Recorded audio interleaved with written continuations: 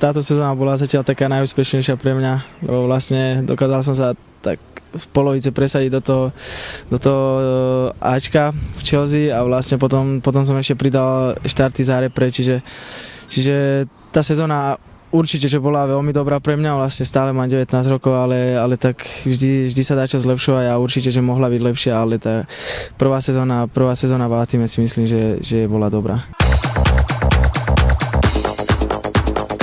Tak najviac asi na ten zápas s Arsenálom, keď som debutoval a potom určite ten zápas so Stoke City. Vlastne keď sme prehrávali, ja som nastúpil a sme otočili ten zápas. Potom ďalší zápas bude ten zápas v Čechách, keď sme vyhrali. Vlastne to je asi také jedno z najväčších víťazstiev vlastne v rámci slovenskej reprezentácii a určite ten gól proti San Marinu.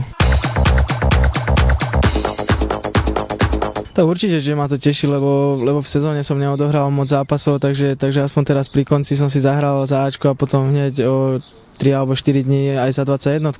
Že určite ma to teší, že aj je taký záujem o moju osobu a vlastne keď sme išli do Norska, tak ja som povedal trénerovi, že ja budem rád, ak chalanom pomôžem. Škoda, že sa nevyhralo, ale určite ma teší, že ten záver sezóny bol celkom dobrý a že som si zahral.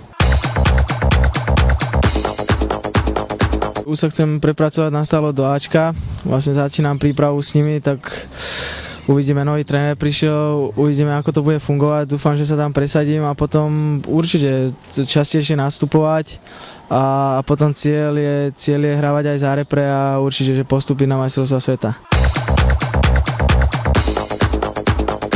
Keď bol tréner Scolari, a potom prišiel Hiddink, tak tie tréningy sa moc nezmenili. Jedine troška tá morálka hráčov sa zmenila, ale si myslím, že úroveň tréningov a vlastne tie tréningové jednotky boli zamerané na to isté.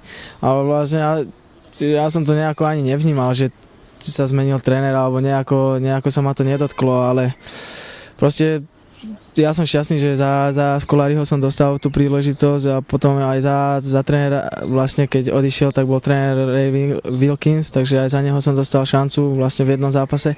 Potom prišiel Hiddink, za neho som šancu nedostal, ale určite, že on prišiel s tým, že musí niečo vyhrať a hral na istotu. Neviem, nepoznám ho, poznám len podľa mena. Vlastne v AC Milano sa stal legendou, vyhral s nimi dosť trofejí, takže určite prichádza do Chelsea skúsený a kvalitný tréner, takže uvidíme, 6. júla začíname, tak som zvedavý, ako to bude.